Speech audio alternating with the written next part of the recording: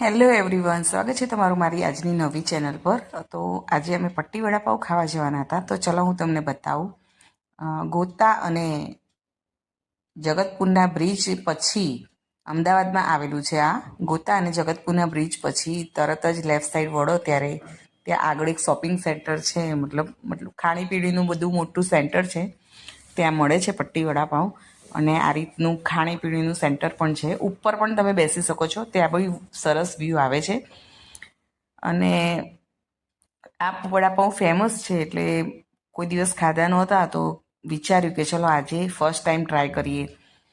તો લાઈનમાં કૂપન લઈને લાઈનમાં લાગી ગયા હતા, બરાબર. અને પછી મેં આગળ જોયું તો પટ્ટી વડાપાઉંનું મેનુ પણ એક હતું લખેલું, એનો પણ વિડીયો લીધો. લોકો પટ્ટી વડાપાઉં લેતા હતા અને આ એનું મેનુ છે. તો તમે જોઈ શકો છો, અહીંયા બીજું બધું બી મળે છે.